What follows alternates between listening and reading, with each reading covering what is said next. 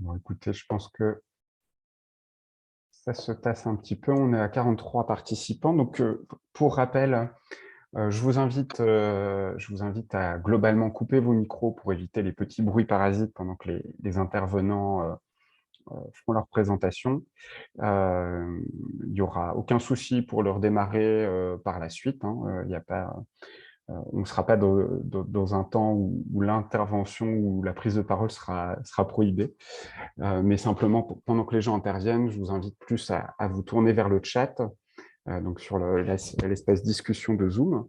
N'hésitez pas également à vous renommer si vous souhaitez faire apparaître voilà, les structures auxquelles vous appartenez. Voilà, donc vous pouvez appuyer sur plus ou sur les trois petits points pour vous renommer dans le chat. Et puis, la caméra, c'est à votre bon vouloir. Le temps sera enregistré, donc soyez-y attentifs. On le mettra potentiellement en replay sur le site du réseau Partage.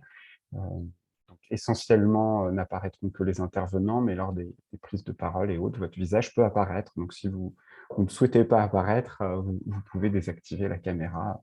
On ne vous en tiendra pas rigueur. Voilà pour les petites précautions d'usage. De façon plus sympathique et conviviale, je voulais vous remercier d'être présente et présent à ce premier temps de l'année du réseau Partage qu'on a co-organisé avec Ludovic qui est à la Drave Grand Est. Je vous souhaite une bonne année pour celles et ceux que je n'aurais pas eu par mail ou le loisir de rencontrer encore. Donc, volontairement, on a souhaité organiser ce temps autour des actualités de la restauration collective, comme le janvier 2022, vous le verrez, à quelques mises à jour, où il y a quelques actualités. Ce temps se veut assez court, 1 heure, 1 h 15. Ce sera potentiellement frustrant pour certains parce que vous avez peut-être aussi des infos, vous, à faire passer. Je vous invite vraiment à le faire dans le chat. Il y aura un temps de questions-réponses à la fin où vous pourrez aussi intervenir et faire part de peut-être d'actualités qui vous semblent importantes. Mais on pourra reconduire des temps plus spécifiques, thématiques. Nous, on sera attentifs justement à ce qui se dira dans le chat pour se dire, là, il y a peut-être un sujet, et si vous voulez qu'on le creuse, on le creusera avec beaucoup de plaisir au sein du réseau Partage.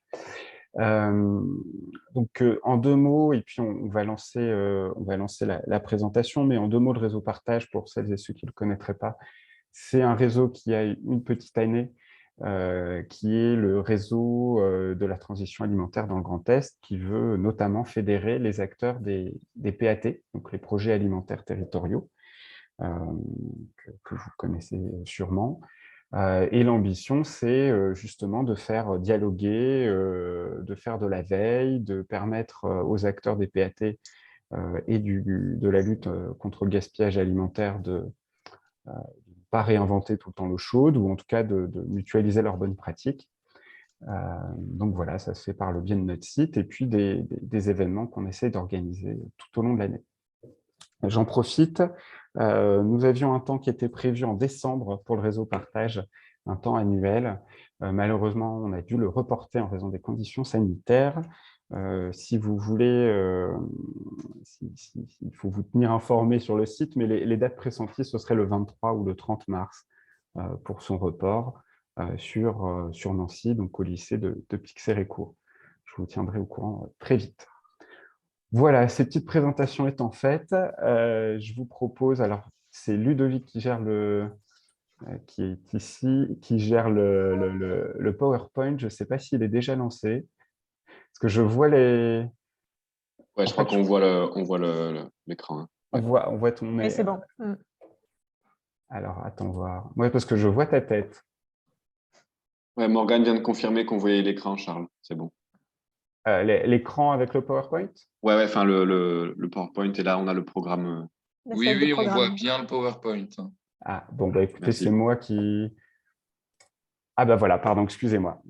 Donc le programme de ce petit temps d'1 heure, effectivement, il y aura un rappel de la loi Egalim et des modifications apportées par la loi climat et résilience. Donc ça, ce sera Ludovic qui interviendra pour la DRAF Grand Est. Vous aurez également une présentation de l'outil Ma Cantine avec quelqu'un du ministère, je ne sais pas si elle est déjà arrivée, du ministère de l'Agriculture et de l'Alimentation. Et puis un partage de bonnes pratiques par Bio en Grand Est sur les questions d'approvisionnement en bio dans la restauration collective. Et puis un temps de questions et réponses qui permettra aussi, mais très brièvement, si vous avez des choses à faire remonter, de le faire. Voilà, rapidement. Donc, je laisse la main à Ludovic et moi, je serai attentif à vos échanges et interactions dans le chat pour éventuellement, par moment, rebondir ou questionner les intervenants. Ok, merci beaucoup, Charles. Alors, donc, je commence sur une partie qui ne devrait pas prendre beaucoup de temps, mais c'est essentiellement un rappel de la loi Egalim et des dernières nouveautés qui ont été apportées par la loi Climat et Résilience. Peut-être certains d'entre vous, ce sera plutôt des rappels, mais n'hésitez pas peut-être à approfondir avec des questions s'il y a des points que vous avez toujours rêvé éclaircir. Alors, donc, pour commencer, donc, quels sont les acteurs concernés? Donc là, on parle des mesures de la loi Egalim qui concernent la restauration collective. Donc, c'est soit donc les restaurants collectifs gérés par des structures publiques ou par des structures privées en charge d'une mission de service public. Donc là, on a la liste des établissements concernés, donc établissements scolaires, universitaires, accueil des enfants de moins de 6 ans, la santé, le social et le médico-social, et les établissements pénitentiaires. Alors, la nouveauté de la loi Climat et Résilience, c'est qu'on élargit les acteurs concernés à toute la restauration collective privée à partir de janvier 2024. Donc, qu'est-ce que c'est que la restauration collective privée? Ce sont principalement les restaurants d'entreprise. Et donc maintenant, voilà, les objectifs et les mesures s'appliquent aux deux, à la fois au public et au privé. Alors là, j'ai ajouté une petite info parce que souvent on se demande mais quel est le poids finalement de la restauration collective en France par rapport finalement au marché de l'alimentation, je ne sais pas si on peut l'appeler comme ça, mais en tout cas ça aide à situer les ordres de grandeur. Le chiffre d'affaires de la restauration collective, publique et privée, c'est environ 12 à 13% du total des dépenses alimentaires des ménages français. Et dans ce chiffre d'affaires, on a à peu près 30% d'achat de denrées alimentaires, donc de cette restauration collective. Donc, on tombe à 8 milliards d'euros. C'est à la fois petit et intéressant parce que ça permet d'avoir des structurations de filières, de nouvelles filières de qualité et de proximité.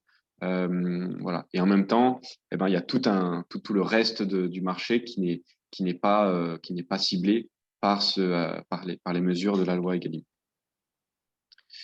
Alors, les 5 mesures phares d'Egalim, donc pour la restauration collective. Donc la première qu'on va un petit peu clarifier aujourd'hui, donc c'est les produits durables et de qualité dans les assiettes.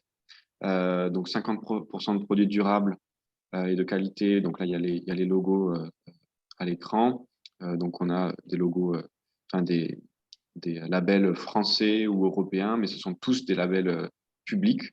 Donc par exemple, juste pour clarifier, il ne faut pas confondre pêche durable et MSC Pêche Durable. MSC Pêche Durable, c'est un label privé. Et celui qui est tout à droite, c'est RUP, Région Ultra-Périphérique, et donc qui labellise des produits de qualité issus des territoires d'outre-mer.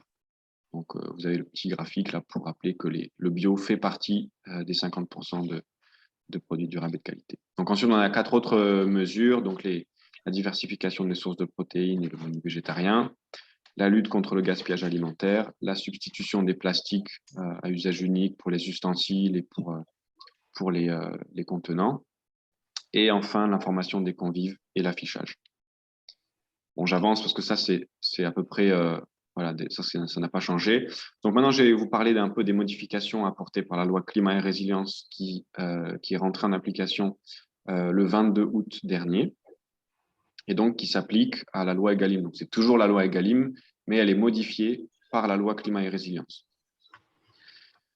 Alors, sur la première mesure, la première chose, c'est… alors déjà, cette première mesure, elle entre en application, enfin, en rigueur, en 1er janvier 2022, donc aussi une raison pourquoi on fait ce webinaire maintenant. Et donc, on va ajouter, à partir de la publication de la loi, les produits issus du commerce équitable et les produits performants en matière d'environnement et d'approvisionnement direct. Donc, approvisionnement direct, c'est assez simple à comprendre, hein, on achète directement au producteur, mais l'environnement, c'est pas encore clarifié par la loi. Donc, on attend encore le texte qui va vraiment préciser ce que ça signifie. Par ailleurs, le taux de produits durables et de qualité est élevé à 60% pour ce qui est de la viande et du poisson, et 100% pour les restaurants de l'État. Et donc, cette mesure de produits durables et de qualité, dont le bio, elle est étendue à tous les restaurants collectifs privés, comme je le disais tout à l'heure, à partir du 1er janvier 2024. Un petit détail aussi sur alors c'est pas la HVE, c'est le niveau précédent. Enfin, c'est le niveau, on va dire, 2 par rapport au niveau 3 de la HVE. La fin d'acceptation des produits issus d'exploitation de certification environnementale niveau 2 est avancée à janvier 2027, alors qu'avant c'était 2029. Alors, j'avance. Donc, on a ensuite un deuxième focus là sur le menu végétarien. Donc, précédemment, on avait l'expérimentation du menu végétarien en restauration scolaire pendant 2 années scolaires. Et donc, ce menu végétarien hebdomadaire est pérennisé, devient obligatoire en restauration scolaire. Et on passe à une expérimentation d'une option quotidienne végétarienne, alors que pour les restaurants de l'État, cette option quotidienne devient obligatoire à partir de janvier 2023. Sur le plan pluriannuel de diversification des sources de protéines, donc ce sont des éléments qui sont inclus dans la formation initiale et continue des cuisiniers. Et ce plan de diversification des sources de protéines est étendu à tous les restaurants collectifs privés. Voilà, donc c'est à peu près tout pour la partie, on va dire, réglementaire. Pas vraiment vous ennuyer plus que ça, mais en tout cas, voilà, je vous ai remis le site vers Légifrance sur tous les détails de la loi. Valérie de la DGAL va sûrement vous en reparler, mais il y a aussi un guidebook très bien fait sur le site de ma cantine qui reprend tous les détails de la loi Egalim avec les modifications de la loi climat. Vous avez aussi l'enquête RHD sur l'état des lieux en 2020 et 2 formations qui peuvent être assez intéressantes. La première, Plaisir à la cantine, qui s'applique vraiment à l'ensemble des acteurs et des parties prenantes de la restauration collective scolaire, donc à la fois les gestionnaires de restaurants, les cuisiniers, les élèves, les professeurs, les parents d'élèves, etc. Donc ça, c'est vraiment une formation très intéressante.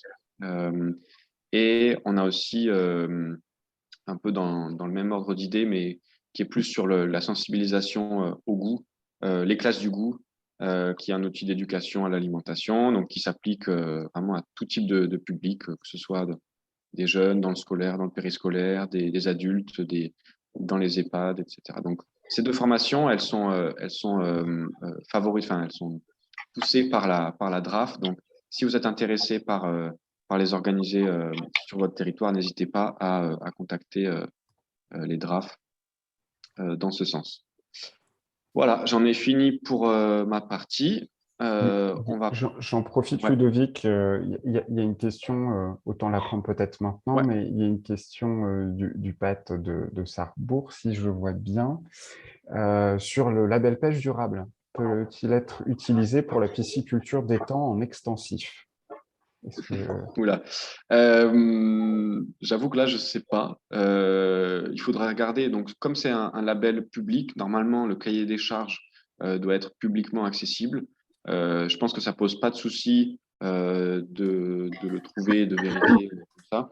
Si jamais il y a des difficultés, n'hésitez pas à revenir vers nous. Nous, on peut, forcément des liens privilégiés avec le ministère, donc on peut vous aider à trouver le cahier des charges précis, et donc ça pourra répondre à la question. Très bien. Voilà, il y a la référence qui a été postée par Valérie Merle dans le chat, effectivement, sur l'écolabel, avec des informations. Parfait. Bah, je vais peut-être passer la parole à Valérie. Valérie, est-ce que vous nous entendez? Est-ce que vous êtes là? Oui, j'entends bien. Bonjour tout le monde. Bonjour à tous. Merci à Ludovic et Charles de m'avoir permis de truster votre réunion pour vous présenter ma cantine. Vous m'entendez bien? Oui, parfaitement. Oui. Alors, du coup, je n'ai pas bien compris. Est-ce que c'est moi qui partage la présentation, Ludovic? Si ça te va, ça me convient bien. Si tu préfères que je le fasse, il n'y a pas de souci. On va essayer. Hop. Est-ce que vous voyez bien? Oui. C'est bon? OK. Donc, un petit mot de présentation. Donc, moi, je suis Valérie Merle. Je travaille pour le ministère de l'Agriculture au sein de la Direction générale de l'alimentation et plus précisément dans le cadre du Bureau de la politique de l'alimentation. Et je suis référente nationale à la restauration collective. Enfin, nous sommes deux, en fait, à occuper ce type de poste. Et notre mission, c'est un petit peu d'appuyer le bureau central et d'être le relais des DRAF pour tout ce qui concerne un peu la loi Egalim. Moi, principalement, je m'occupe aussi d'un projet de développement d'une plateforme numérique qui s'appelle Ma Cantine, que je vais vous présenter là juste maintenant. Je vais peut-être essayer de le mettre en diaporama.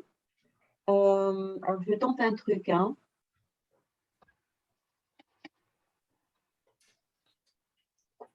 Est-ce que c'est plus visible pour vous ou pas? Comme ça, en diaporama? Mettre en grand écran. Oui, on n'a pas vu la différence Ah mince. en grand écran. Ouais. Alors, Faut le passer en démarrer le diapo. Oui. Ouais, c'est ce que j'ai fait. Bon, eh bien, nous allons revenir. Ça change rien ou est-ce que c'est pire? Non, ça change rien. Ça change rien. Bon, bah, je vais continuer comme ça parce que autrement, je risque de faire des carabistouilles. Donc, je vous présente ma cantine. Alors, un petit mot d'abord sur l'historique du projet de plateforme. Le ministère de l'Agriculture s'est rapproché en fait de la DINUM. La DINUM, c'est la Direction interministérielle du numérique, et un service un peu rattaché au Premier ministre, et qui, dans le cadre d'un service particulier qu'on appelle BetaGouv, propose en fait aux administrations de les aider à mettre en place des services numériques qui peuvent être utiles pour les usagers, les citoyens, en tout cas leur faciliter la vie sur plein de démarches ou d'informations. Et donc, on a travaillé avec l'équipe de BetaGouv sur cette idée peut-être d'offrir un service numérique qui simplifierait la vie des gestionnaires et qui leur expliquerait un peu cette réglementation qu'a présentée Ludovic, qui est assez complexe et qui en plus a été un peu modifiée par la loi climat qui est promulguée fin août. Donc, le programme Beta.gouv consiste à mettre sur place des startups d'État. Donc, c'est en fait des organisations, projets numériques qui sont de forme agile, c'est-à-dire très centré utilisateur, avec des allers-retours et des constructions un peu itératives avec les retours d'utilisateurs. Et là, je vous ai montré simplement comment se passe en fait la mise en place de ce type de plateforme. Donc, on passe par différentes étapes. Valérie, oui. Je crois qu'on ne voit pas la… Enfin, là, on est toujours sur la slide 1. Ah mince. Oh. Alors, attends. Du coup, il faut peut-être quitter le plein écran pour vous. Okay. Et ouais, voilà, là c'est bon. Là. Ah, c'est bon. OK, parfait. Désolée. Donc, les phases de développement en fait d'un programme de start-up, c'est en gros 4 phases. Une phase d'investigation qui est une phase assez courte où on va vraiment explorer la problématique posée qui était pour nous comment un outil numérique pourrait aider à faire connaître cette loi et apporter des éléments d'appui. Puis, si c'est OK, une phase de construction, puis accélération, puis un transfert. Bon, c'est un peu une mécanique du programme BetaGouv. Là, on est dans la phase du début de l'accélération. Donc, on a validé le fait qu'une plateforme numérique pouvait aider les utilisateurs à mieux connaître la loi et à se repérer et à avoir des premiers outils. C'est ce que je vais vous montrer. Et on entre dans la phase d'accélération, c'est-à-dire que là, on va chercher à faire plus de notoriété sur cette plateforme et à acquérir de plus en plus d'utilisateurs, justement pour avoir des retours un peu plus précis et globaux sur l'utilisation de notre plateforme. Donc, en gros, cette plateforme, elle a 4 objectifs principaux que je vais reprendre à détailler. Comprendre les mesures de la loi, assurer une sorte de décryptage un petit peu de ces mesures de la loi Egalim qu'on vous a présentées et des modifications apportées par la loi climat, accompagner les utilisateurs, les gestionnaires par des outils, des ressources. Alors là, je parle d'un accompagnement de premier niveau. Hein. On ne remplacera jamais effectivement les accompagnements de terrain qui sont faits par les structures auprès des gestionnaires, notamment sur le sourcing par exemple. Communiquer en publiant les informations que détiennent les cantines justement sur leur avancée par rapport à la loi, favoriser cette transparence à la fois pour leurs convives mais également pour les autres gestionnaires pour qu'ils puissent éventuellement se comparer ou aller chercher des informations et des témoignages auprès d'autres gestionnaires. Et un dernier point qui est collecter les données puisque vous avez peut-être vu que notamment la loi climat implique la remise d'un rapport annuel qui a un bilan statistique en fait sur l'avancée de la loi Egalim et plus spécifiquement sur l'avancée de la mesure approvisionnement tous les ans à partir du 1er janvier. Donc ce rapport-là, il va être remis au Parlement fin janvier, le premier rapport. Et puis tous les ans, il va y avoir l'élaboration d'un nouveau bilan. Donc pour faire ce bilan, il faut des données. Et les données, elles vont passer en fait par ma cantine. Donc globalement, la présentation de la plateforme, la logique de construction, vous allez le comprendre avec les copies d'écran que je vais vous présenter par la suite. C'est basé sur un outil qu'on appelle l'autodiagnostic, une sorte de petit questionnaire qui va permettre déjà d'établir une premier état des lieux pour le gestionnaire, savoir où il en est de l'application des mesures de la loi, qui vont ensuite être sauvegardés si le gestionnaire s'est créé un compte. Ça, c'est important, il faut avoir cette étape de création de compte, mais vous pouvez utiliser la plateforme sans vous créer un compte.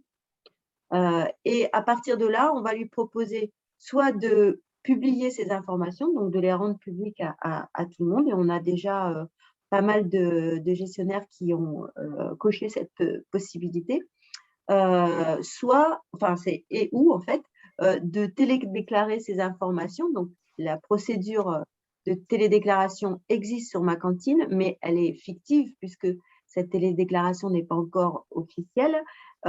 Et en fait, ça consiste à transmettre à l'administration l'ensemble des données qui sont stockées sur l'autodiagnostic.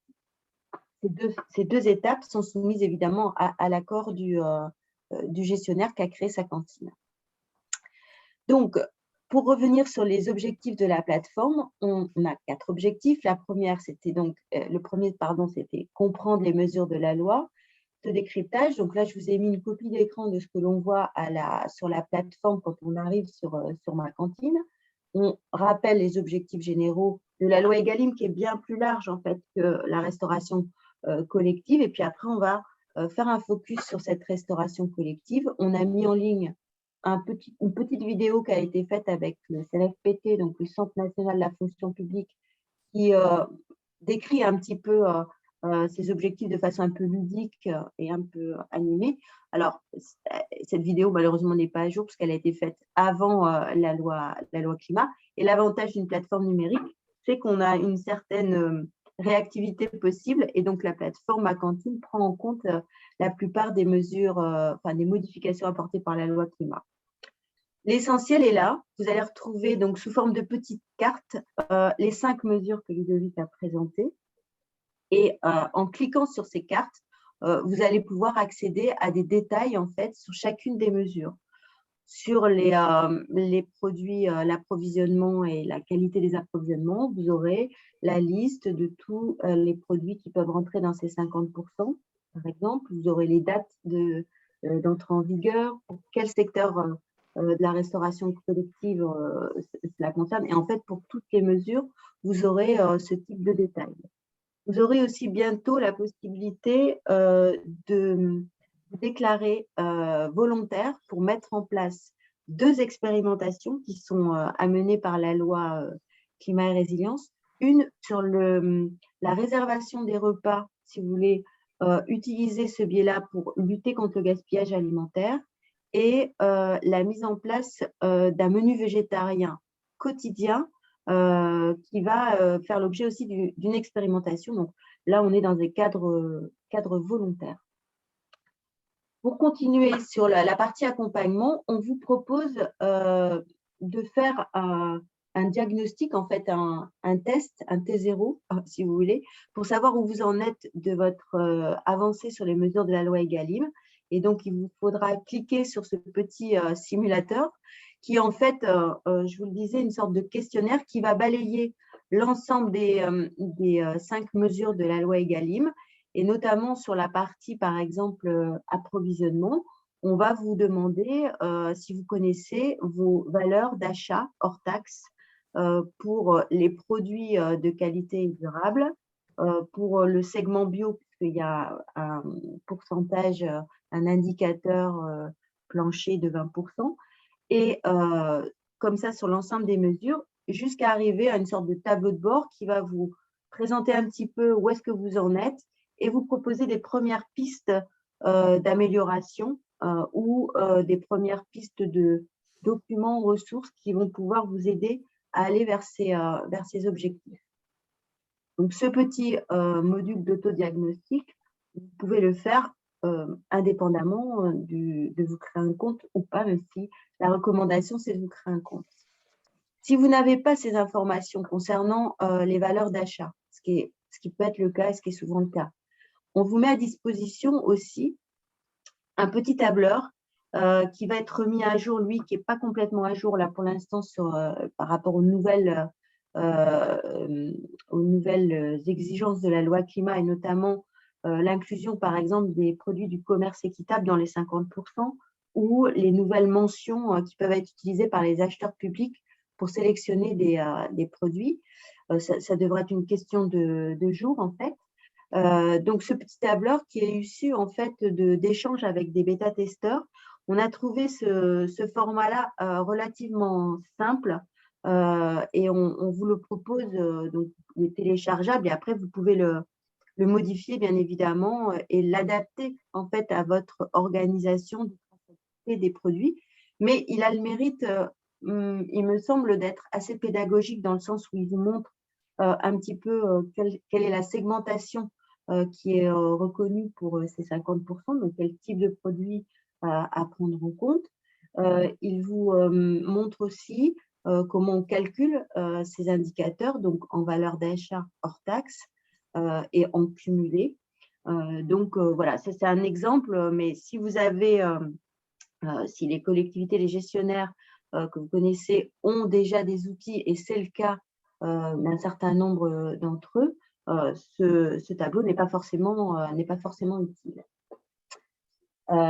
Sur les autres dispositifs, outils et ressources, on a notamment une documentation, c'est la documentation dont parlait Ludovic, qui est dans un guidebook. Donc, c'est un autre, en fait, ça renvoie vers un autre site où on recense les premiers documents qui peuvent être utiles.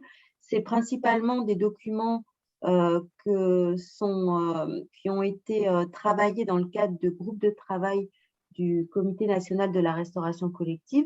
Donc, vous trouverez des informations sur le menu végétarien, livret de recettes, un guide pour la mise en place de la diversification des protéines, un guide pour les acheteurs en gestion publique, en gestion concédée, enfin, tout un tas de documents et de sites aussi pour aller trouver de l'information sur, par exemple, les produits de qualité. Donc, ça, c'est l'objet de la diapo d'après, où je reprécise les outils qui sont disponibles. Donc, je vous laisserai aller vérifier par vous-même. Un des points aussi importants de la plateforme, c'est l'aspect transparence et communication d'informations. Donc, comme je vous le disais, on a laissé la possibilité aux gestionnaires qui se sont créés un compte et qui ont créé leur cantine de mettre ces informations à disposition de tous. Et là, vous voyez sur le site, vous avez un onglet « Nos cantines » qui permet de rechercher en fait par région, par département, par secteur d'activité. Donc, c'est scolaire, administration, médico-social, par objectif aussi, par nombre de repas, par mode de gestion, enfin différents critères, les cantines qui pourraient vous intéresser pour une mise en contact, puisque vous avez aussi la possibilité, une fois que vous avez trouvé les cantines, donc là c'est des exemples, donc sous forme de petites cartes qui sont cliquables, vous avez un peu plus de détails, mais là vous voyez déjà les cantines qui ressortent et qui sont dans nos cantines par type de secteur et par nombre de repas. Donc, quand vous cliquez sur une des cartes, vous avez un petit peu plus de détails et on vous permet ici de prendre contact directement avec le gestionnaire de cette cantine si, par exemple, ça vous intéresse de savoir comment il a fait pour atteindre ces 20% en 2021. Le dernier point est la collecte de données, donc en vue de l'élaboration de ce fameux bilan statistique annuel qui doit être remonté au Parlement. Donc, pour participer à cette collecte, évidemment, il vous faut créer un compte. Donc, vous avez cette possibilité à 2 endroits sur le site de Ma Cantine, soit directement quand vous arrivez, on vous propose de vous créer un compte, ou en haut à droite du site. Il suffit simplement de renseigner nom, prénom et de donner une adresse mail pour vous créer un compte sur Ma Cantine. Une fois que vous avez un compte, on vous propose de créer votre cantine et donc de renseigner un certain nombre d'informations, dont la principale, et j'attire l'attention, c'est le numéro SIRET de la cantine, donc du site de production de repas. Si vous n'avez pas cette information, il est possible que votre compte puisse pas être, votre cantine puisse pas être enregistrée. Puis on demande un certain nombre d'informations sur le mode de gestion, le nombre de repas, etc., etc. Donc, vous arrivez à vous créer en fait une cantine et à partir de là, dans votre compte, vous avez la possibilité de renseigner un certain nombre de diagnostics par an. Les diagnostics correspondent à l'autodiagnostic que je vous ai montré au début. Donc, sur les 5 mesures, vous renseignez les informations et quand c'est OK, vous validez. Et vous avez donc créé un diagnostic pour une année. À partir de là, on vous suggère de publier ces informations. Donc, vous pouvez le faire en cochant la petite case ici, en autorisant la publication. Et dans ce cas-là, votre cantine apparaît sur la page Nos cantines. Et puis, vous pouvez tester le module de télédéclaration qui ressemblera au futur module de télédéclaration qui va être mis en place cette année et qui correspond en fait au transfert des informations que vous avez renseignées dans votre diagnostic. Et là encore, on vous demande l'autorisation avant de télédéclarer. Une fois que vous avez télédéclaré, vous avez reçu un message disant que votre diagnostic a bien été télédéclaré et vous avez un justificatif qui reprend en fait les éléments que vous avez transmis à l'administration. Un petit peu comme le site impôts.gouv, si vous voulez. Donc, pour l'instant, sur Ma Cantine, là, je vous présente des statistiques de fréquentation. C'est des statistiques que vous pouvez consulter sur notre site, tout en bas de la page de Ma Cantine. Il y a un petit onglet statistiques et ces statistiques sont mises à jour en continu, en fait. Donc là, c'est les statistiques d'hier. Donc, vous avez Par exemple, on sait qu'on a un peu plus de 1500 comptes qui ont été créés à ce jour, ce qui représente un peu plus de 900 cantines. Alors, cantines au sens de site de production de repas, c'est-à-dire qu'on inclut, par exemple, les cuisines centrales et pas forcément les cuisines satellites. Donc, en fait, on a beaucoup plus de sites de restauration. Vous voyez qu'on est quand même pas mal positionné sur le secteur scolaire, mais ce qui est normal puisqu'on a commencé à développer cette plateforme en s'adressant plutôt spécifiquement à ces secteurs-là. Et que l'on a plus de 500 cantines qui ont déjà rempli leurs données. Voilà, et 68 qui se sont essayées à la télédéclaration. Donc, en résumé pour cette intervention sur ma cantine, ce qu'il faut retenir, c'est que ma cantine, c'est à la fois des outils et des ressources pour atteindre ces objectifs fort ambitieux de la loi Egalim, une façon de construire la plateforme très agile qui permet à la fois de disposer d'une assistance aux utilisateurs par l'intermédiaire d'une adresse mail générique à laquelle est reliée toute l'équipe Ma Cantine que je vous présenterai dans la dernière diapositive. La possibilité de vous déclarer en tant que bêta-testeur, et ça c'est super intéressant pour nous parce que ça nous permet vraiment de construire le service numérique qui est utile et qui a un sens pour vous. Un blog qui permet aussi de recueillir des témoignages, des actions inspirantes et de communiquer aussi une information un peu synthétique sur des points qui sont relatifs à la loi Egalim et la page de publication dont je vous ai parlé. Une infolettre mensuelle qui est adressée donc à tous les utilisateurs de Ma Cantine qui leur font un petit peu une information sur le développement de la plateforme et les modifications qui sont apportées. Et vraiment, Ma Cantine, en fait, se veut être un outil de pilotage de la politique publique de l'alimentation, en tout cas ce qui concerne la loi Egalim, par ce module de télédéclaration qui sera mis en place de façon officielle dans l'année, qui est déjà utilisable en tant qu'expérimentation, en fait, et bientôt un accès à des données statistiques.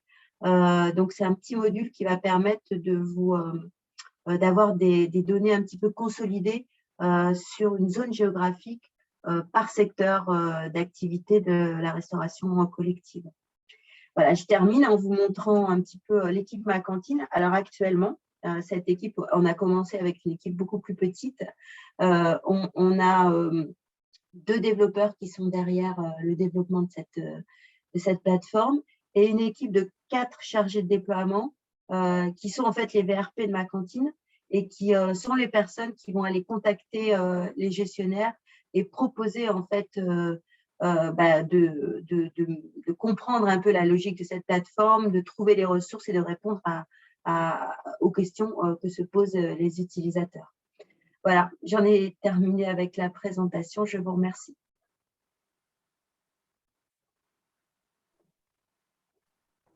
Merci beaucoup. Merci beaucoup.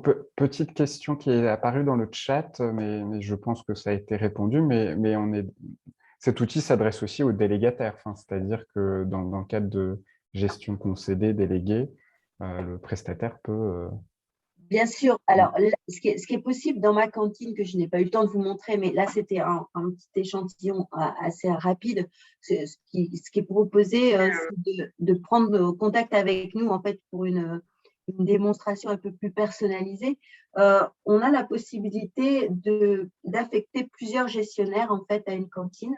Donc, en fait, le responsable légal de la cantine se crée un compte. Il donne une adresse mail pour son gestionnaire et le gestionnaire peut aider à compléter les diagnostics et voir un petit peu le compte en fait qui est lié en fait à Ma Cantine, à la cantine en question. Donc bien sûr. Et pour les gestionnaires qui auraient plusieurs cantines, qu'elles soient en délégation ou en direct, on a également la possibilité d'utiliser un module d'import massif, c'est-à-dire on télécharge en fait un modèle de fichier que l'on remplit et après on le dépose sur la plateforme et ça crée automatiquement plusieurs cantines. Donc ça c'est c'est assez intéressant quand on arrive à plus de 10 cantines, par exemple, où on n'est pas obligé de créer cantine par cantine. Merci beaucoup. Et une autre question sur lorsqu'il y a déjà un outil de gestion de la restauration, est-ce qu'il y a moyen d'intégrer les fichiers plutôt que de tout ressaisir? Enfin, je pense que ça Alors, répond. ça, c'est tout à fait intéressant comme question, bien sûr. On y a pensé. Donc là, pour l'instant, ce qu'on propose, c'est de faire ce lien par l'intermédiaire d'un fichier qu'on a construit. Et souvent, ce qui peut se passer, c'est que on a besoin d'un contact préalable avec justement les gestionnaires des outils internes pour voir avec eux comment on peut articuler en fait ces deux outils. Pour l'instant, il n'y a pas juste une fonctionnalité automatique. Il y a ce fichier d'import massif qui peut être utilisé. Donc, le mieux dans ce cas-là, c'est de prendre contact avec nous et puis on fait quasiment du cas par cas. Merci beaucoup. Je prends le relais. Oui, je ne voyais pas de questions. Morgane, je t'en prie. Alors, je vais partager mon écran. Hop.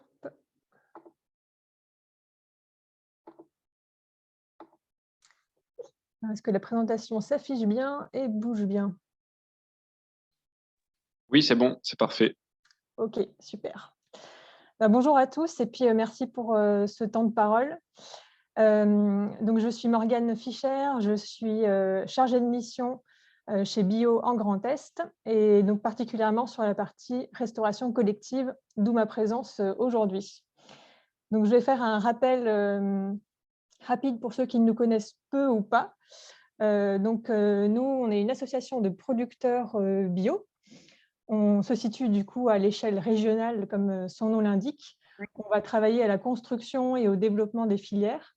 Et on va aussi donc faire ce lien avec la FNAB, qui elle est la Fédération nationale des agriculteurs bio, et puis les différents groupements aussi qui se situent au niveau départemental. On a 6 missions principales qui vont être de développer bien sûr cette agriculture bio, de défendre les intérêts des agriculteurs et de porter leur voix, donc un rôle un peu plus politique, d'informer, de sensibiliser et de promouvoir ce type d'agriculture, de structurer aussi les filières et de développer leur commercialisation. Donc, c'est là qu'intervient aussi mon rôle dans la restauration collective. On va aussi les former, les producteurs, par exemple, aux nouvelles réglementations, voilà, pour qu'il y ait toujours une montée en compétences. On va aussi travailler à la préservation de la qualité de l'eau en développant justement cette agriculture bio. Et puis, on va analyser les chiffres.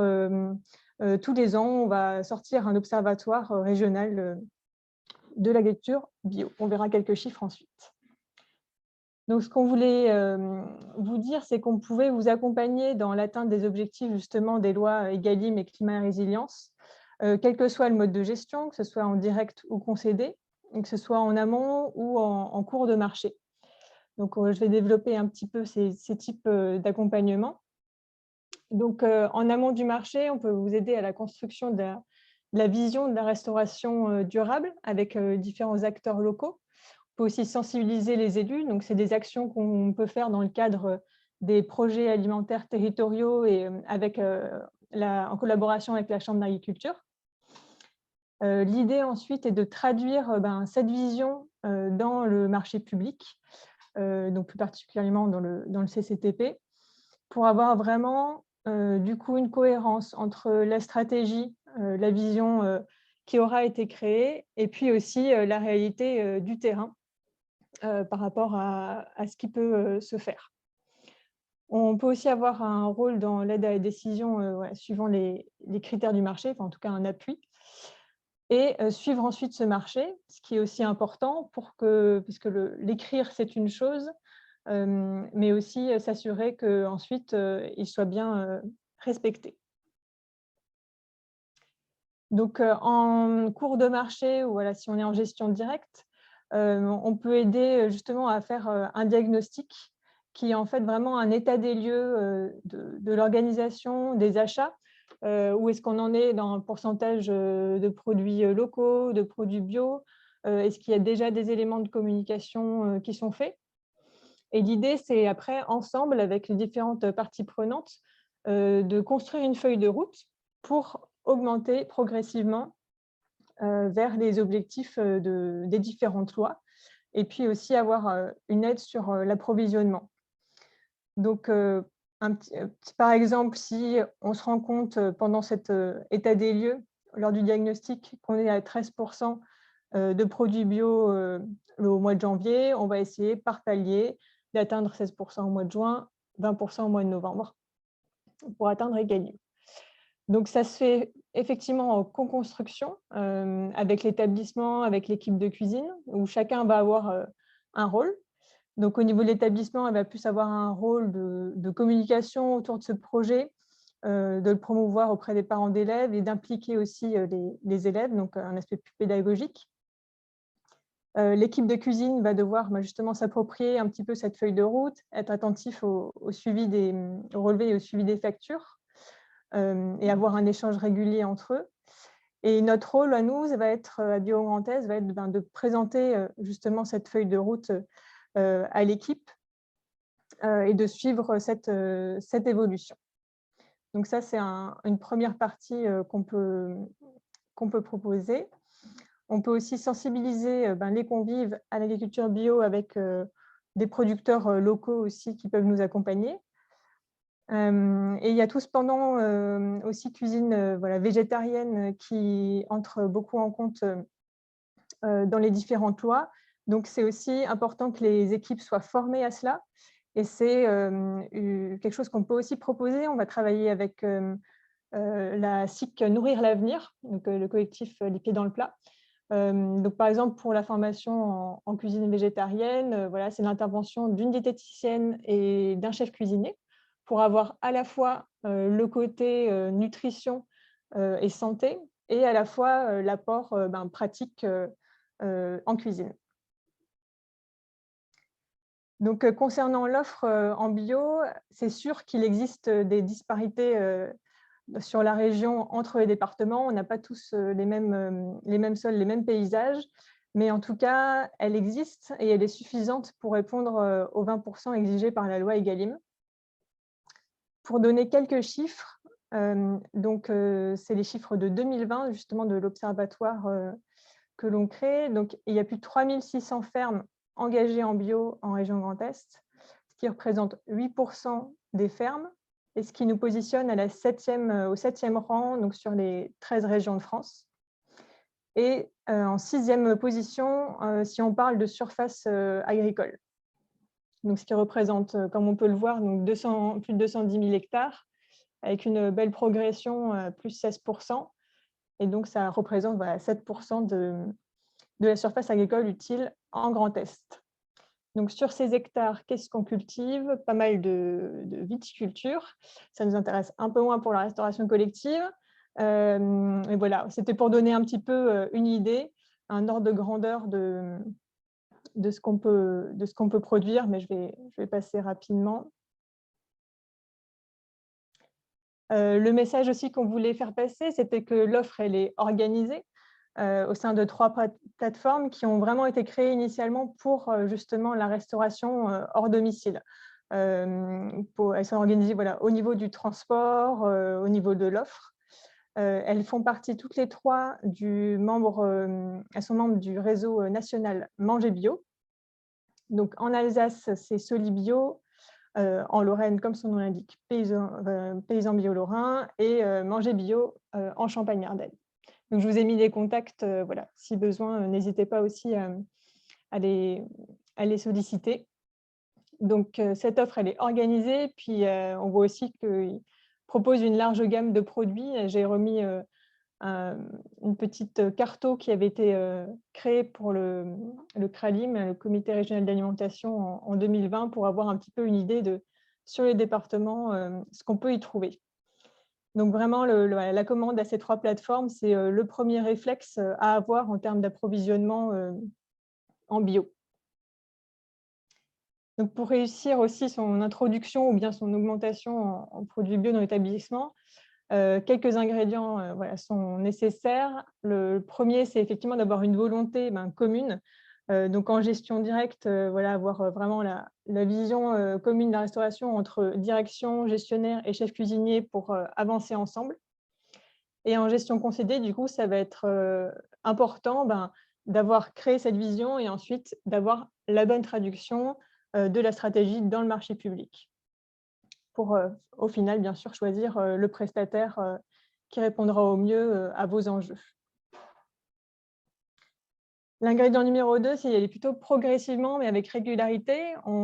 C'est vrai que parfois, on peut voir des événements 100% bio, voilà, des choses très événementielles, alors qu'on a plutôt comme pour principe d'y aller progressivement par palier, et plutôt avec un socle de produits qui va être annuel, voilà, plutôt qu'un gros temps fort. Ça permet effectivement, comme c'est inscrit, de mieux maîtriser son budget, plutôt d'avoir une forte augmentation à un moment donné, d'avoir une communication plus régulière là-dessus, plutôt qu'occasionnelle, plus de souplesse aussi ouais, au niveau des commandes, d'avoir une vraie relation avec les fournisseurs et d'organiser aussi la demande pour la production. L'idéal, c'est qu'effectivement, les producteurs, qu'il y ait une contractualisation pour que les producteurs sachent effectivement, qu'ils aient une garantie de débouché.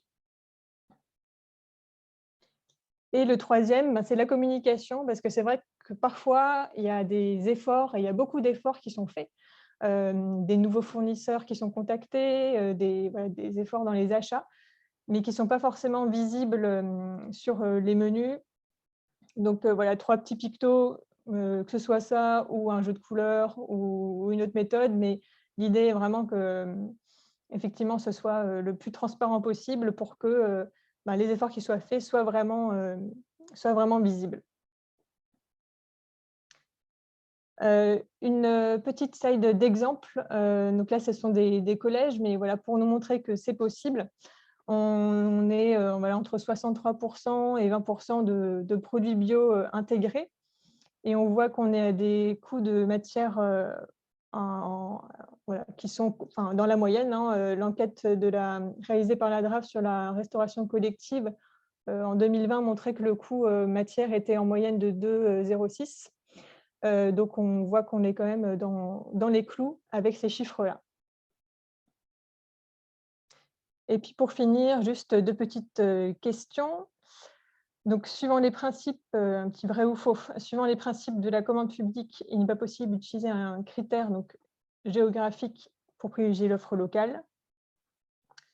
Donc, effectivement, c'est vrai, beaucoup en ont conscience, mais voilà, il est quand même possible d'utiliser des critères de performance en matière d'approvisionnement direct des produits de l'agriculture pour justement valoriser les circuits courts, et aussi d'utiliser d'autres critères qui ne soient pas forcément géographiques, comme voilà, la qualité des produits, la fraîcheur des produits.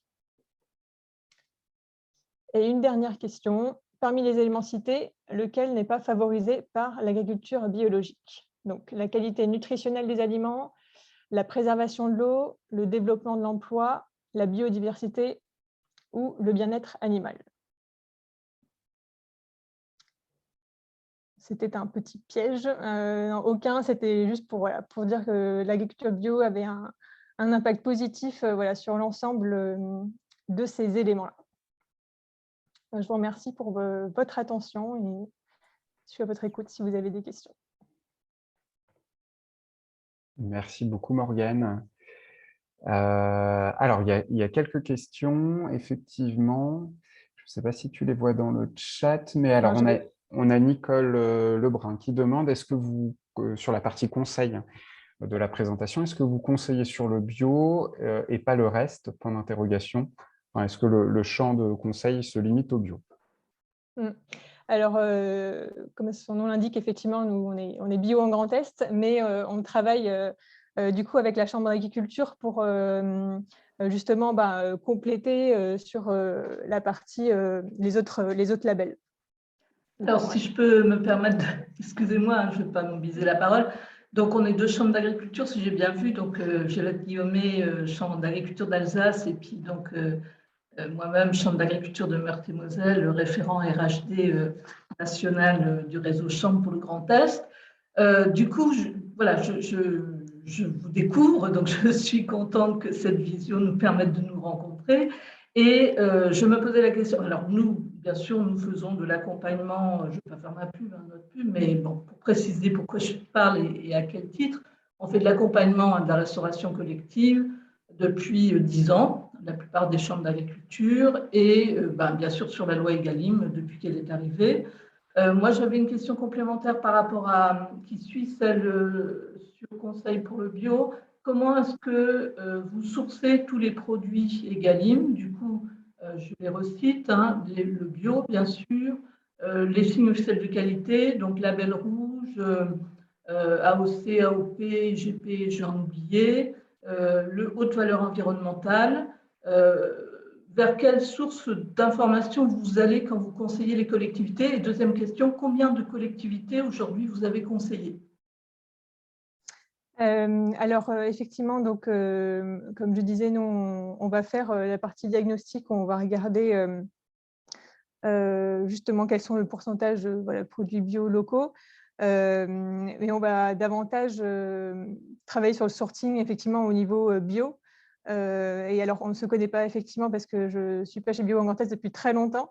J'ai eu davantage de contacts avec Violette à Schiltigheim en Alsace. Mais du coup, effectivement, sur des accompagnements, on va travailler plutôt ensemble, nous, sur la partie bio. Et puis, pour les autres labels, on va s'appuyer effectivement sur vos connaissances également.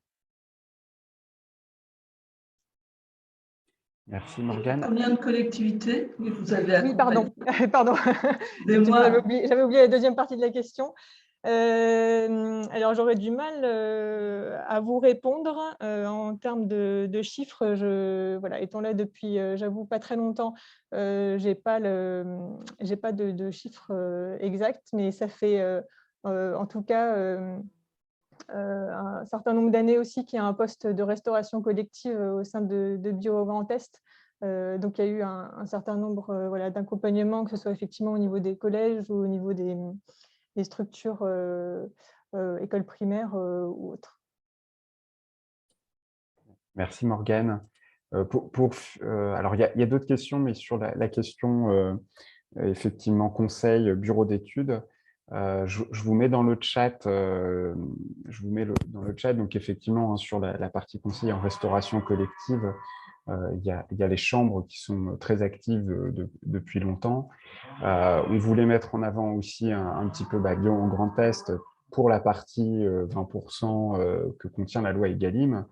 Et je vous renvoie aussi vers un petit tableau alors, qui est en cours de complétion, enfin on est en train de le compléter. Il y a encore 3 lignes qui nous manquent, mais de bureaux d'études qui peuvent conseiller, alors pas uniquement sur la restauration collective, mais sur la transition alimentaire au sens large. Donc dedans, si à un moment où vous réfléchissez à un besoin d'accompagnement ou vous réfléchissez à un appel d'offres si vous êtes une collectivité, etc., vous pourrez, on espère que cet outil vous sera utile. Voilà, donc là, l'idée, c'était de faire un petit focus sur un acteur, mais on est bien conscient qu'il y en a plusieurs. Et puis, lors de nos différents événements, on essaye de panacher un peu tout ça. J'ai vu qu'il y avait une autre question sur les plateformes, les différentes plateformes, notamment en bio. Savoir si elles s'occupaient également de la logistique, si elles emmenaient bien jusqu'aux cantines. Oui, donc effectivement, elles font la livraison. Alors, certaines peuvent avoir leur propre réseau. Par exemple, si je prends l'exemple de Solibio en Alsace, ils vont travailler avec le transporteur de la SAPAM. Et donc, c'est un métier aussi, le transport. Donc, ils vont optimiser ça pour faire les livraisons et en même temps, du coup, les ramassages auprès des producteurs pour que ce soit effectivement jamais à vide. Oui, Valérie de Paysan Bio-Lorrain, juste pour compléter ce que tu dis, Morgane, la logistique, c'est complètement central. On sait que c'est le nœud pour réussir. Il faut savoir livrer en temps et en heure. Et le rôle des plateformes, quelles qu'elles soient, c'est de porter et d'organiser la logistique, quoi. Si les plateformes virtuelles sont uniquement virtuelles et ne prennent pas en charge la logistique, le bilan carbone est de toute façon est compliqué. Et c'est le clé de l'affaire. Si on veut prendre les choses globalement, c'est gérer la logistique. Ouais. Merci Valérie. Une question, je continue, hein, n'hésitez pas, mais une question d'Antoine Chiron, l'ADEME. Est-ce que vous travaillez également sur les questions d'accompagnement, sur la lutte contre le gaspillage alimentaire, pour réinjecter les économies générées dans l'approvisionnement en bio? Oui, il y a aussi des actions qui peuvent être menées là-dessus avec tout un système de pesée qu'on va mettre en place pour déjà se rendre compte de où on en est. Et ensuite, avoir des actions justement là-dessus. Donc, c'est des choses aussi qu'on peut mener. Merci beaucoup. Une question, je crois, qui élargit un peu plus, hein, de Lauriane Morin. Quelles sont les plateformes qui permettent aux producteurs de se mettre en lien avec les collectivités, mis à part AgriLocal? Alors moi, j'ai une petite piste, n'hésitez pas à compléter, hein, mais alors ça dépend ce qu'on appelle plateforme. Est-ce que ce sont des plateformes de commandes et ensuite la logistique et au choix du producteur, enfin la mise en contact direct? Il me semble que c'est ce que propose AgriLocal, mais je ne veux pas dire de bêtises. Ou est-ce que ce sont des plateformes de mise en commun, un peu comme Paysans Bio Lorrain dont on a parlé, mais il y a d'autres acteurs comme les fermiers. Enfin, moi, au niveau de la Lorraine, je vois les fermiers lorrains, si je ne dis pas de bêtises, qui font aussi, donc là, qui gèrent de la prise de commande jusqu'à la logistique, la facturation. Donc, il y a un certain nombre de plateformes. Moi, je ne les ai pas toutes en tête. On est en train d'essayer un petit peu éventuellement de les recenser sur le site, si c'est quelque chose qui vous intéresse. Mais n'hésitez pas, soit là à l'oral, soit dans le chat, à en citer quelques exemples. Mais sur le bio, il y a les trois interlocuteurs dont a parlé Morgane, hein, en fonction des anciennes régions. Alors, c'est pas, si je peux me permettre, Gilette Guillaumet, du coup, Chambre d'agriculture d'Alsace. Ça dépend effectivement du type de plateforme.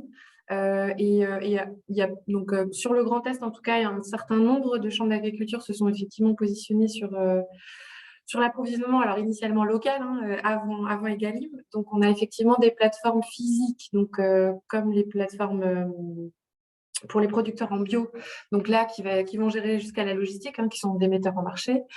Et ensuite, il y a des outils de mise en relation comme AgriLocal, les fermiers lorrains, mais qui a aussi une partie de gestion, de livraison, de facturation, Appro Alsace pour l'Alsace, AgriLocal sur des départements comme la Marne et les Vosges. Nicole, tu me complètes si j'oublie du monde, parce que je n'ai pas la connaissance de tout le Grand Est. C'est la Meuse. En tout cas, c'est des outils différents. C'est pas la Marne, c'est la Meuse et les Vosges, à ma connaissance, l'AgriLocal. Oui, c'est ça, Meuse et Vosges. Donc, mais c'est à chaque fois des outils qui ont des fonctionnalités différentes et des façons de prise de commande différentes. Donc là, en fait, je dirais, on répond en fonction de la Comcom qui s'adresse finalement à nous pour l'accompagnement ou du restaurant en gestion directe en fonction de sa localisation géographique. Okay. Alors, je pense que ça, effectivement, la réponse était plus complète que la mienne. Est-ce que je suis passé à travers d'autres questions dans le chat? Je ne sais pas si Ludovic... Je ne crois pas. J'essaie de lire aussi. Pour moi, on a répondu à peu près à tout. Alors, juste pour prévenir, il y a quelqu'un qui a dû nous quitter un peu prématurément. Donc, c'est effectivement Valérie Merle qui est partie ou qui doit très bientôt partir. Donc, si jamais il y a des questions, parce que là, on va aborder le temps de questions-réponses sur le dernier quart d'heure. Si jamais vous avez des questions à poser sur l'outil Maconti, n'hésitez pas à le mettre soit dans le chat, soit à l'oral comme c'est enregistré, mais on transférera les questions et puis on reviendra vers vous pour vous les apporter. Voilà. J'avais juste vu, ce n'était pas une question, mais une remarque, comme quoi il y avait les plateformes du réseau national Manger Bio. Effectivement, enfin, les 3 plateformes présentées font bien partie de ce réseau national-là, Manger Bio. D'accord. Merci beaucoup. Et peut-être, Charles, donc, pour commencer peut-être l'échange, on avait une intervention de Aurore d'Interbev. Alors, le sujet des viandes, c'est un sujet qui est complexe, hein, et vous l'avez vu, hein, avec la loi climat et résilience, ça augmente l'ambition sur la part de produits durables et de qualité. Donc, voilà, Aurore a prévu de nous faire un petit brief sur les actions d'Interbev. Ça ne devrait pas durer si longtemps, mais voilà, en tout cas, ça ouvre l'échange libre pour le prochain quart d'heure. Du coup, je fais rapidement. On s'était dit 5 minutes. Ce qu'on va faire, c'est je ne vais pas présenter, ça sera plus simple. Par rapport à la loi climat sur les viandes, on a identifié le bio. Bon, ça a été présenté. La filière bio est bien encadrée, il n'y a pas de souci.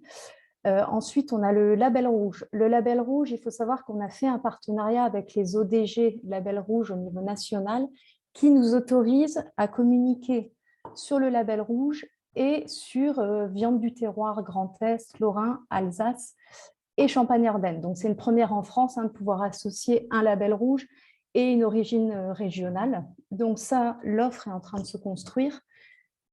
Après, sur le label rouge, il faut savoir qu'au niveau national, on a une contractualisation qui est obligatoire. Donc, sur cette partie, on l'a cadré sur la partie GMS, artisan boucher. La restauration hors domicile étant beaucoup plus complexe, on réfléchit comment faire. Après, là, avec la publication de la loi Egalim 2, ça remodifie un petit peu les cartes, on va dire. Enfin, ça rebat les cartes. Donc voilà. Donc, dès que j'aurai des éléments, je vous en ferai part. Donc, voilà sur la partie label rouge. Et dernier axe qu'on a identifié, c'est HVE. Donc, pour HVE,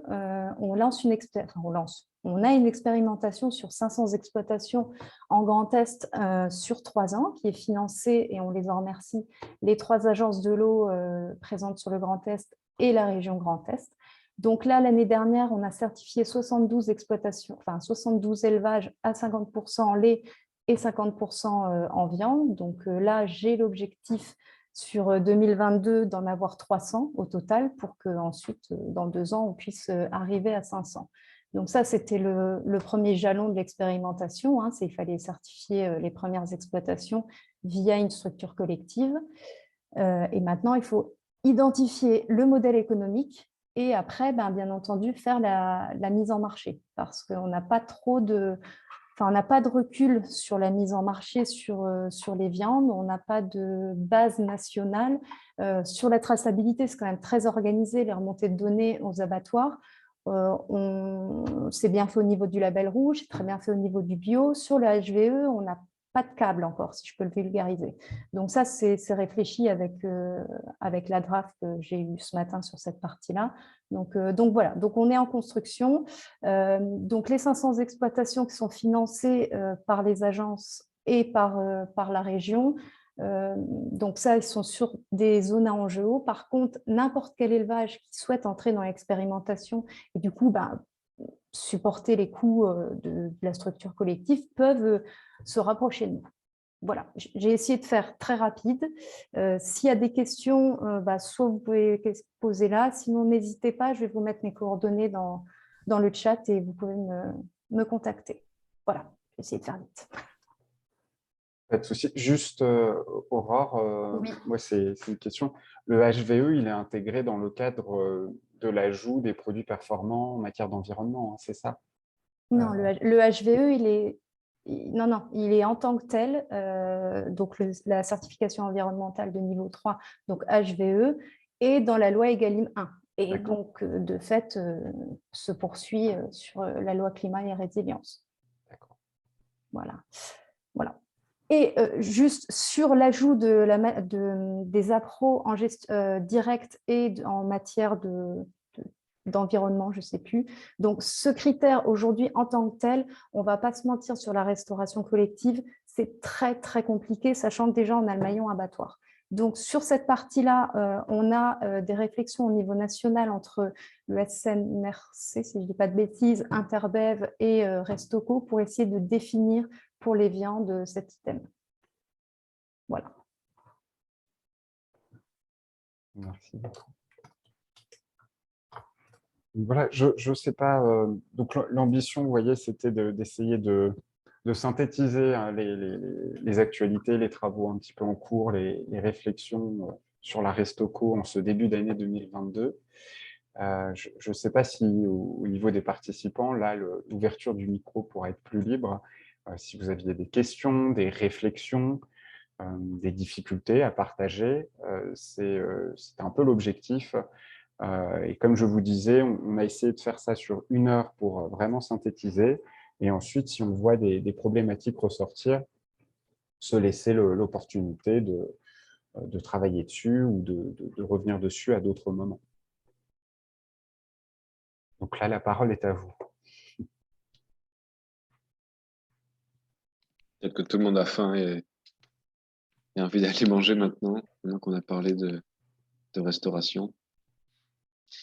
Mais après, si en tout cas, si nous, on est toujours en demande, en écoute de sujets à approfondir dans le cadre du réseau partage. Donc, s'il y a des sujets qui vous semblent intéressants à creuser davantage, n'hésitez pas à nous en faire part, à Charles, à moi.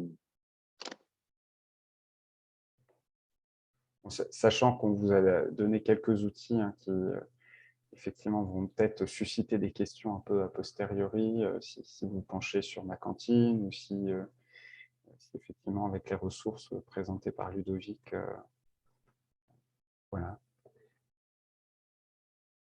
Alors, Violette doit nous quitter de la Chambre d'agriculture d'Alsace. Voilà. Très bien. Bah, écoutez, pour l'instant, je vois que des retours de remerciements. Donc, j'imagine que vous n'avez pas forcément de questions. Si jamais, n'hésitez pas. Je vous mets mes contacts également dans le chat. Hein. Normalement, vous les avez reçus dans le cadre de l'invitation. Alors, je revois une question de Violette sur… Elle avait déjà été répondue. Elle avait déjà été répondue, ouais, il me semble. Le contact Pardon, je n'avais pas entendu la réponse. Voilà. J'ai un appel internet, du coup, c'est pas grave. C'est contact@egalim.beta.gouv.fr. Ok, c'est l'adresse générique. Ouais, voilà. Après, c'est remis dans les slides, donc on mettra les diapos en ligne sur le Super. site. Et Valérie a confirmé que c'était bien cet email qui après… D'accord, ouais. Parfait. Parce qu'on a été sollicité déjà par les gros acteurs, surtout les sociétés de restauration collective, en fait, qui s'inquiètent vraiment de la charge de cette saisie. Et donc, voilà, il faut qu'on leur apporte des éléments de réponse. Tout à fait. Merci. Donc, effectivement, je ne l'ai pas assez redit, mais donc, ce replay sera mis en ligne sur le site du réseau partage dans un article dédié. Et puis, sur les réponses qui ont été apportées dans le chat, parce que l'enregistrement ne garde pas forcément le chat sur le replay, on mettra des éléments dans l'article, notamment les contacts peut-être à la DGAL pour ces retours massifiés. Mais écoutez, je vous remercie de vos retours. Alors, il y a une dernière question peut-être d'Esther sur une question concernant les exemples d'établissements ayant atteint les objectifs. Si je pouvais juste poser une question à Bio en Grand Est, c'était concernant les exemples d'établissements qui avaient atteint leurs objectifs. Je me demandais comment ils avaient réussi à ne pas induire un surcoût du prix des repas et est-ce qu'ils avaient mis en place, par exemple, des mesures compensatoires, je ne sais pas, de lutte contre le gaspillage qui ont fait qu'ils n'ont pas eu à faire face à non plus un prix du repas super élevé. Alors, c'est des exemples que, alors malheureusement, que je n'ai pas pu faire, enfin, que je n'ai pas accompagné moi-même. C'était je pourrais compléter Morgane, du coup, avant moi. Je les ai accompagnés. Voilà, très bien. Super, merci Violette. Mais voilà, j'imagine qu'effectivement, il y a eu un équilibre trouvé aussi avec les menus végétariens qui permettent aussi parfois de trouver un équilibre, effectivement, de lutte contre le gaspillage alimentaire. Mais si plus concrètement, tu as l'expérience du coup, puisque tu les as accompagnés, Violette, je te laisse en dire plus. Merci. Alors, en fait, il y a vraiment deux types d'établissements. Alors, je vais parler surtout pour le collège d'Aubernais, puisque c'est un des collèges pilotes qu'on a accompagné, donc qui travaille sur la bio, principalement sur la bio depuis une dizaine d'années, donc qui a un sacré recul. Son coût denrée est quand même relativement élevé, hein, de 2,15 €, c'est pas négligeable. On a des établissements qui atteignent Egalim à des coûts inférieurs, bien que pour les chambres d'agriculture, ce soit pas forcément cet indicateur-là qu'on préfère, parce que ça veut dire que plus le coût est bas, plus le prix payé aux producteurs est bas, hein. Donc, c'est toujours un peu compliqué, mais en tout cas, sur des coûts denrées qui sont situés entre 1,80 € et 2 €, 2,10 €, on a effectivement des établissements qui atteignent les objectifs Egalim. Alors, il y a différentes façons.